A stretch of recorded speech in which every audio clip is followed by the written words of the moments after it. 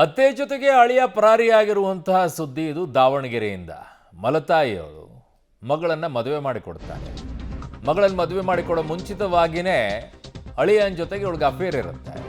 ಅವಳು ಎಸ್ಕೇಪ್. ಅವನಿಗೆ 25 ವರ್ಷ, ಅವಳಿಗೆ 55 ವರ್ಷ. ಅಯ್ಯಯ್ಯಪ್ಪ. ಸ್ವಂತ ಅಳಿಯನ ಜೊತೆಗೆ ಎಸ್ಕೇಪ್ ಆಗಿದ್ದಾರೆ ಅತ್ತೆ ಶಾಂತ. ದಾವಣಗೆರೆಯ ಮುದ್ದೇನಹಳ್ಳಿಯಲ್ಲಿ ಸಿನಿಮಾ ಶೈಲಿಯ ಸ್ಟೋರಿ. ಯಾವ ಸಿನಿಮಾದಲ್ಲಿ 25 ವರ್ಷ 55 ವರ್ಷದ ಮಾಡಲ್ಲ ರೀ. ಯಾವ ಸಿನಿಮಾ ಸ್ಟೈಲಲ್ಲಿ ಓಡೋಗಿರೋದು ಸಿನಿಮಾ ಸ್ಟೈಲ್ ಇರ್ಬೋದು. ಮಲಮಗಳ ಪತಿಯ ಜೊತೆಗೆ ಅತ್ತೆಯ ಲವ್ ಮೊಹಬ್ಬತ್ ಹೇಗಿದೆ ಅನ್ನೋದನ್ನು ತೋರಿಸ್ತೀನಿ. ಸ್ವಂತ ಅಳಿಯನ ಜೊತೆಗೆ ಎಸ್ಕೇಪ್ ಆಗಿರೋದು ಶಾಂತ. ದಾವಣಗೆರೆಯ ಮುದ್ದೇನಹಳ್ಳಿಯಲ್ಲಿ ಸಿನಿಮಾ ಶೈಲಿಯ ಸ್ಟೋರಿ. ಸೊ ಈ ಸ್ಟೋರಿ ನೋಡ್ತಾ ಇದ್ದೀರಾ. ಹೇಗಿದೆ ಅಂತಂದರೆ, ಒಬ್ಬರು ಅದರಲ್ಲಿ ಈಗ ಹುಡುಗಿಯ ತಂದೆ ಯಾರಿದ್ದಾರೆ ಅವ್ರ ಪಾಪ ಅವ್ರ ತಾಯಿ ಇರೋದಿಲ್ಲ. ಅದಕ್ಕೆ ಇನ್ನೊಬ್ಬಳು ಮದುವೆ ಮಾಡ್ಕೊಂಡು ಬರ್ತಾರೆ. ಅವರೇ ಇವರು ಶಾಂತ ಮಲತಾಯಿ.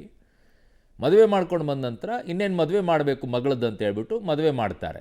ಬಟ್ ಅಷ್ಟರೊಳಗೇ ಯಾರನ್ನು ಅವ್ರು ಮದುವೆ ಆಗಿರ್ತಾರೆ ಅವಳ ಜೊತೆಗೇ ಈ ಅಳಿಯಂದು ಅಫೇರ್ ಇರುತ್ತೆ. ಹೆಂಗಾಗ್ಬಿಟ್ಟಿತ್ತು ಅಂತಂದರೆ, ಅವ್ನ ಮನೆಗೆ ಬಂದುಬಿಡ್ತಾನೆ, ಇದು ಚೆನ್ನಾಗಿರುತ್ತೆ ಅದು ಚೆನ್ನಾಗಿರುತ್ತೆ ಅಂತ ಹೇಳ್ಬಿಟ್ಟು ಅಡ್ಜಸ್ಟ್ಮೆಂಟಲ್ಲಿ ಮದುವೆ ಮಾಡಿಸ್ದಂಗಿದೆ. ಬಟ್ ಆಮೇಲೆ ಎಸ್ಕೇಪ್ ಆಗೋದಾ? ಯಾಕೆ ಎಸ್ಕೇಪ್ ಆದರು ಅಂತಂದರೆ, ಅವರ ಮೊಬೈಲ್ನಲ್ಲಿ ಇವೆಲ್ಲ ಚಾಟಿಂಗ್ ಸಿಕ್ಕಿವೆ ಅಂತೆ.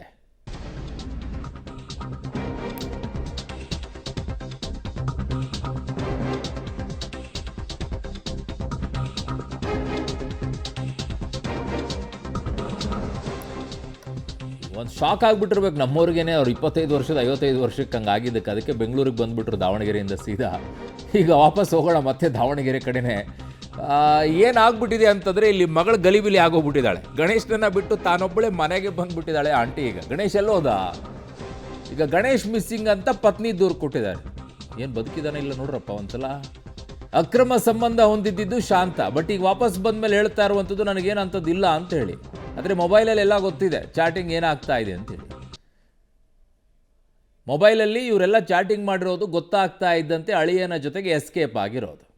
ಏನರಪ್ಪ, ಯಾವ ರೀತಿಯಾದಂಥ, ಅದಕ್ಕೆ ಕಲಿಯುಗ ಅಂತ ಹೇಳೋದು. ಇಲ್ಲಿ ಏನು ಬೇಕಾದರೂ ನಡೆಯುತ್ತೆ, ಯಾವ ರೀತಿಯಲ್ಲೂ ನಡೆಯುತ್ತೆ. ಅತ್ತೆಯನ್ನು ತಾಯಿಯ ಸಮಾನ ಅಂತ ನೋಡ್ತಾರೆ. ನೋಡಿ, ಅತ್ತೆ ಜೊತೆಗೇ ಅಫೇರ್ ಇಟ್ಕೊಂಡು ಓಡಾಡೋನು. ಎಂತೆಂಥ ದುರುಳರು ಇದ್ದೀರಪ್ಪ ಸಮಾಜದಲ್ಲಿ. ಅವಳು ಪಾಪ ಮಗಳ ಪರಿಸ್ಥಿತಿ ಏನಾಗಬೇಕೀಗ? ಅವಳೊಂದು ಜೊತೆಗೆ ಬದುಕಬೇಕಾ, ಅಥವಾ ತಂದೆಯ ಅವನ ಹೆಂಡತಿಯನ್ನು ಇಟ್ಕೊಳ್ಬೇಕಾ, ಕಳಿಸ್ಬೇಕಾ? ಏನು ಮಾಡಬೇಕು? ಮನೇಲಿ ಪರಿಸ್ಥಿತಿ ಹಿಂಗಾಗ್ಬಿಟ್ರೆ ಅಯ್ಯಪ್ಪ, ಭಾಳ ಕಷ್ಟ ಇದೆ. ನನ್ನ ಸಹೋದ್ಯೋಗಿ ಪುನೀತ್ ಆಪ್ತಿ ನನ್ನ ಸಂಪರ್ಕಕ್ಕೆ ಸಿಗ್ತಾ ಇದ್ದಾರೆ, ದಾವಣಗೆರೆ ಪ್ರತಿನಿಧಿ. ಪುನೀತ್, ಏನ್ರಿ ಪರಿಸ್ಥಿತಿ ಆ ಕುಟುಂಬದ್ದೀಗ ಅಂತ? ವಾಪಸ್ ಏನೋ ಬಂದುಬಿಟ್ಟಿದ್ದಾರೆ ಓಡೋಗಿರೋರು. ಅವನೆಲ್ಲಿ ಅಂತ ಮುಖ ತೋರ್ಸೋಕ್ಕಾಗದೆ ಬರ್ತಾನೆ ಇಲ್ವಾ? ಏನು ಕತೆ? ಅರುಣ್, ಖಂಡಿತವಾಗ್ಲೂ ಒಂದು ವಿಚಿತ್ರವಾದಂತ ಘಟನೆ ಅಂತಂದು ಹೇಳ್ಬೋದು. ಯಾಕಂತ ಹೇಳಿದ್ರೆ, ಮಗಳ ಗಂಡನ ಜೊತೆ ಅತ್ತೆ ಓಡೋಗಿರುವಂತಹ ಘಟನೆ ದಾವಣಗೆರೆ ಜಿಲ್ಲೆ ಚನ್ನಗಿರಿ ತಾಲೂಕಿನ ಮುದ್ದೇನಹಳ್ಳಿ ಗ್ರಾಮದಲ್ಲಿ ನಡೆದಿರುವಂತದ್ದು. ಪ್ರಮುಖವಾಗಿ ಶಾಂತ ಹಾಗೂ ಗಣೇಶ್ ಇಬ್ರು ಓಡೋಗಿದ್ದಾರೆ. ಪ್ರಮುಖವಾಗಿ ಏನು, ಮುದ್ದೇನಹಳ್ಳಿ ಗ್ರಾಮದ ನಾಗರಾಜ್ ಅನ್ನುವರ ಪತ್ನಿ ಈಕೆ ಶಾಂತ. ನಾಗರಾಜ್ಗೆ ಹಿಂದೆ ಕೂಡ ಮದುವೆ ಆಗಿತ್ತು. ಮದುವೆ ಆಗಿ ಮೊದಲನೇ ಹೆಂಡತಿ ಜೊತೆ ಡೈವರ್ಸ್ ಕೂಡ ಆಗಿತ್ತು. ಡೈವರ್ಸ್ ಆದ ನಂತರದಲ್ಲಿ ಶಾಂತನ ಮದುವೆ ಆಗಿರ್ತಾಳೆ. ಆದ್ರೆ ನಾಗರಾಜ ಮೊದಲನೇ ಹೆಂಡತಿ ಮಗಳು ಹೇಮಾ ನಾಗರಾಜ್ ಜೊತೆನೆ ಇರ್ತಾರೆ, ತಂದೆ ಜೊತೆನೆ ಇರ್ತಾಳೆ. ಆ ಸಂದರ್ಭದಲ್ಲಿ ಅವರ ನಾಗರಾಜ್ ಅವರ ಸೋದರ ಅಳಿಯನ್ನ ಜೊತೆ ಮದುವೆ ಮಾಡ್ಕೊಡ್ತಾಳೆ ಹೇಮಾಳನ್ನ.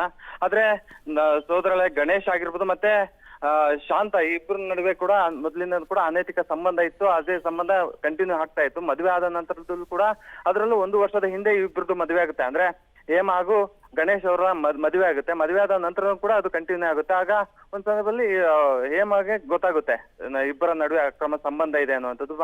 ಸಾಕಷ್ಟು ಗಲಾಟೆ ಕೂಡ ಆಗುತ್ತೆ.